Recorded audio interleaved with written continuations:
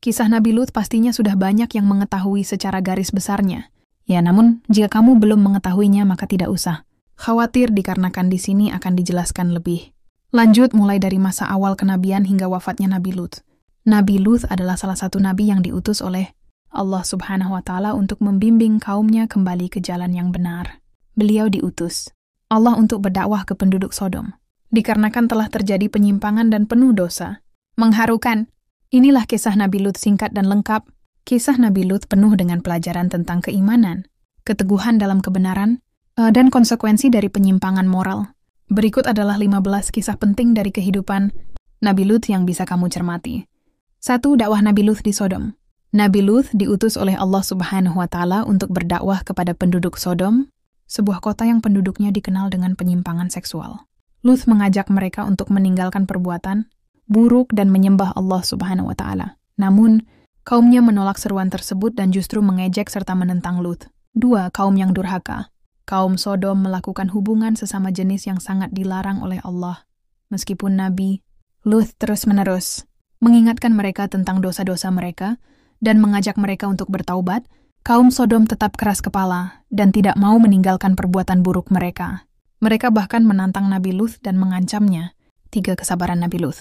Kesabaran dan keteguhan Nabi Lut dalam menjalankan tugasnya sebagai nabi menunjukkan betapa besar komitmennya terhadap perintah Allah. Sama halnya dengan kisah Nabi Ayub yang dikisahkan bahwa mempunyai sifat yang sangat sabar. 4. Kunjungan para malaikat. Allah Subhanahu mengirim beberapa malaikat dalam wujud manusia untuk mengunjungi Nabi Lut. Para malaikat ini datang dengan tujuan untuk memberi kabar gembira kepada Nabi Lut bahwa Allah akan menyelamatkannya dan keluarganya, kecuali istrinya yang tidak beriman. 5. Istri yang berkhianat. Meskipun Nabi Lut adalah seorang nabi, istrinya termasuk dalam golongan yang tidak beriman dan berkhianat. Dia memihak kepada kaumnya yang durhaka dan tidak mengikuti ajaran suaminya. Ketika azab Allah datang, istri Nabi Lut juga termasuk dalam orang-orang yang binasa karena pengkhianatannya. 6. Ancaman dari kaum Sodom. Ketika para malaikat datang dalam bentuk manusia, kaum Sodom melihat mereka dan mendatangi rumah Nabi Lut dengan niat jahat. Lut mencoba melindungi tamu-tamunya dan menawarkan putri-putrinya sebagai gantinya. Namun kaum Sodom tetap tidak mau mendengarkan. Nabi Lut berada dalam situasi yang sangat sulit dan berusaha sekuat tenaga untuk melindungi tamu-tamunya yang merupakan utusan Allah. Dalam keadaan genting ini, para malaikat menenangkan Nabi Lut dan memberitahunya bahwa Allah akan mengazab mereka semua. 7. Tanda-tanda azab. Para malaikat memberikan tanda-tanda kepada Nabi Lut bahwa azab Allah akan segera datang. Mereka memerintahkan Lut untuk segera meninggalkan kota bersama keluarganya dan tidak menoleh ke belakang. Nabi Lut mengikuti perintah ini dan mempersiapkan keluarganya untuk melarikan diri dari azab yang akan datang. 8. Azab yang menghancurkan. Ketika Nabi Lut dan keluarganya sudah berada di luar kota, azab Allah turun dengan dahsyat. Allah membalikan kota Sodom dan Gomora, menghancurkan segala sesuatu di dalamnya, dan mengirimkan hujan batu dari tanah liat yang terbakar. Hal ini tentunya bisa dijadikan pelajaran bahwa siapapun yang tidak mematuhi perintah dan menjauhi larangan, Allah secepatnya akan diazab. Azabnya pun tidak tanggung-tanggung. Maka dari itu, kisah para nabi penting untuk disimak dengan seksama agar memperoleh pelajaran. 9. Keselamatan Nabi Lut dan keluarganya. Nabi Lut dan keluarganya yang beriman diselamatkan oleh Allah dari azab yang menghancurkan kota Sodom. Mereka berhasil melarikan diri dan tidak menoleh ke belakang seperti yang diperintahkan oleh para malaikat. Kisah Nabi Lut ini sangat syarat akan pelajaran. 10. Kehancuran istri Nabi Lut. Istri Nabi Lut yang berkhianat tidak selamat dari azab Allah. Ketika melarikan diri, dia menoleh ke belakang meskipun telah dilarang. Akibatnya dia terkena azab dan binasa bersama dengan kaum Sodom yang durhaka. 11. Peringatan bagi umat manusia. Kisah Nabi Lut dan kehancuran kaum Sodom menjadi peringatan yang sangat jelas bagi umat manusia tentang akibat dari penyimpangan, moral, dan kedurhakaan terhadap Allah. Allah memberikan contoh nyata bagaimana azabnya bisa datang kapan saja kepada mereka yang melakukan dosa-dosa besar. Banyak juga kisah Nabi lain seperti kisah Nabi Ismail, kisah Nabi Muhammad, kisah Nabi Idris yang bisa diambil hikmahnya sebaik mungkin. Oleh karena itu, kamu dapat memperoleh banyak wawasan baru terkait hal ini. 12. Perjuangan Nabi Lut. Perjuangan Nabi Lut dalam menyampaikan kebenaran dan menghadapi kaumnya yang durhaka adalah salah satu contoh keteguhan iman dan keberanian dalam dakwah. Meskipun menghadapi banyak rintangan dan ancaman, Lut tidak pernah menyerah dan terus berusaha menyelamatkan kaumnya dari azab Allah. 11. Pengaruh Nabi Ibrahim. Nabi Lut adalah keponakan dari Nabi Ibrahim, dan pengaruh serta bimbingan Ibrahim sangat membantu Lut dalam menjalankan tugas kenabiannya. Hubungan mereka menunjukkan pentingnya dukungan dan bimbingan dari orang-orang saleh dalam menjalankan misi dakwah dan menghadapi tantangan dalam hidup. Kisah Nabi Lut lainnya adalah gemar berdoa kepada Allah untuk meminta petunjuk dan pengampunan. Doa Nabi Lut akan dikabulkan oleh Allah, mengingat beliau merupakan kekasih Allah. Sama halnya dengan doa Nabi Ibrahim. 14. Pesan moral dari Nabi Lut.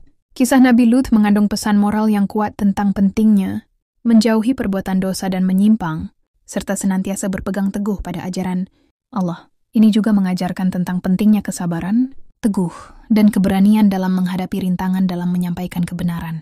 Selain itu, kisah Nabi Lut mengajarkan tentang konsekuensi dari pengkhianatan dan ketidaktaatan. Istri Nabi Lut menjadi contoh nyata bahwa meskipun seseorang dekat dengan orang saleh, jika tidak mengikuti ajaran dan perintah Allah, maka dia tetap akan mendapatkan hukuman yang setimpal. 15. Akhir hayat Nabi Lut. Setelah kehancuran kaum Sodom, Nabi Lut melanjutkan hidupnya di tempat lain, yang aman bersama keluarganya yang beriman. Ia terus menjalankan perintah Allah dan mengajarkan ajarannya kepada orang-orang yang mau mendengarkan. Selain itu, kisah Nabi Lut mengajarkan tentang konsekuensi dari pengkhianatan dan ketidaktaatan. Istri Nabi Lut menjadi contoh nyata bahwa meskipun seseorang dekat dengan orang saleh, jika tidak mengikuti ajaran dan perintah Allah, maka dia tetap akan mendapatkan hukuman yang setimpal. Kehidupan Nabi Lut setelah kehancuran Sodom adalah contoh ketabahan dan keteguhan dalam iman, meskipun menghadapi tantangan yang sangat berat. Kisah Nabi Lut ini menjadi pengingat bagi kita untuk selalu berpegang teguh pada kebenaran dan menjauhi perbuatan dosa serta penyimpangan. Nabi Ismail dan mukjizat. Nabi Ismail. Bagi setiap umat muslim, setiap 1 tahun sekali pasti akan merayakan Hari Kurban atau dikenal dengan Idul Adha. Pada hari ini, umat muslim akan menyembelih hewan kurban berupa sapi atau kambing atau unta. Di balik terjadinya Idul Adha terdapat kisah dari 2 orang. Nabi yang dimana mereka berdua memiliki hubungan pertalian darah, yaitu ayah dan anak. Dalam kisah Nabi dan Rasul ini, Nabi Ibrahim alaihissalam adalah ayah dari Nabi Ismail alaihissalam. Hubungan mereka berdua patut dicontoh oleh umat muslim terutama saat menjalankan perintah Allah. Kisah tentang terjadinya Idul Adha ini selalu menarik untuk dibahas setiap tahunnya terutama pada saat perayaan kurban. Selain itu, kisah dari Nabi Ibrahim alaihissalam dan Nabi Ismail alaihissalam juga memiliki banyak sekali nilai-nilai atau pelajaran hidup yang bisa kita ambil dan digunakan dalam kehidupan sehari-hari sehingga amalan baik kita bisa bertambah. Berbicara tentang kisah Nabi Ismail alaihissalam, tak bisa dilepaskan dari Nabi Ibrahim alaihissalam yang merupakan ayah kandungnya, terutama kisah yang berkaitan dengan munculnya Hari Raya Kurban Idul Adha. Adanya kisah dari Nabi Ismail alaihi wasallam dan Nabi Ibrahim alaihi salam menunjukkan bahwa betapa besarnya rasa cinta anak kepada anakannya. Nabi Ismail alaihissalam yang merupakan anak dari Nabi Ibrahim sudah siap menerima agar dirinya disembelih seperti apa yang diperintahkan oleh Allah. Kisah Nabi Ismail, hijrah menuju ke Mekah. Siti Sarah adalah istri pertama dari Nabi Ibrahim alaihissalam, tetapi pernikahan mereka berdua belum dikaruniai buah hati.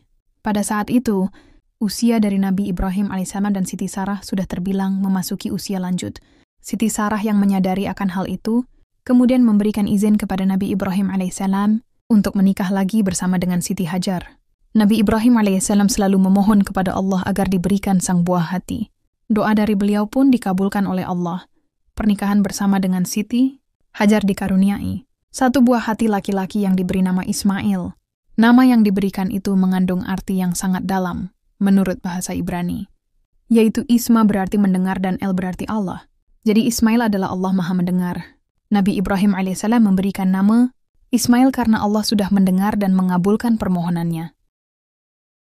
Nabi Ibrahim alaihissalam melakukan hijrah ke Mekah atas dasar perintah Allah.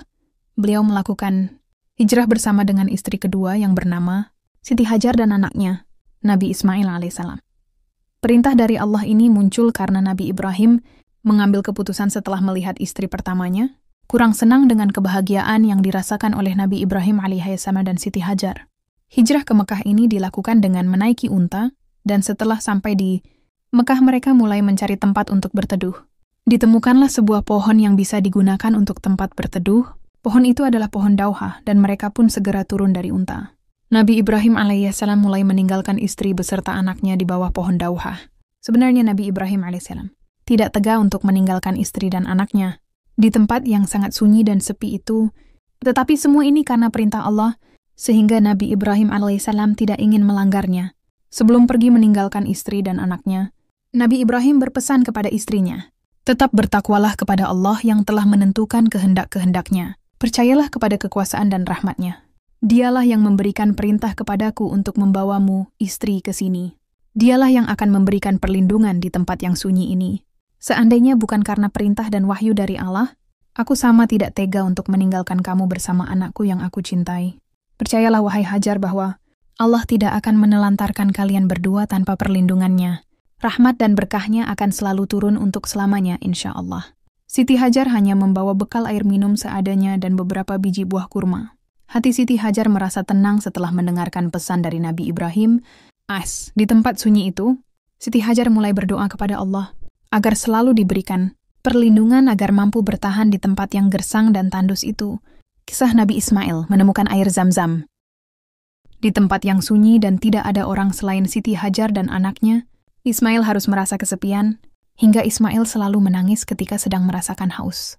Dengan penuh kasih sayang, Siti Hajar menyusui putranya ketika sedang haus. Namun, setelah 1 hari berada di tempat sunyi itu, Siti Hajar mulai merasakan kesedihan karena melihat ketersediaan buah kurma dan perbekalan. Air sudah mulai habis. Ketika sedih, Siti Hajar selalu berharap agar ada orang lain yang melintas di tempat sunyi itu dan membantu dirinya dan putranya. Hingga pada suatu waktu, putranya Ismail tak berhenti-hentinya menangis karena air susu. Siti Hajar tidak bisa keluar, sehingga rasa haus dari Ismail tak segera hilang. Semakin kencang tangisan dari Ismail, Siti Hajar semakin bingung harus melakukan apa lagi agar rasa haus Ismail segera hilang dan tangisannya mulai menghilang. Untuk menenangkan Ismail, Siti Hajar mulai pergi ke Bukit Safa dan terpaksa meninggalkan Ismail di atas pasir. Siti Hajar berharap ketika sampai di Bukit Safa menemukan air agar rasa haus putranya hilang. Ketika sampai di Bukit Safa, Siti Hajar tidak menemukan air yang bisa diminum untuk putranya. Kemudian beliau berlari untuk pergi ke Bukit Marwah dan di bukit itu tetap tidak ada air yang bisa diminum.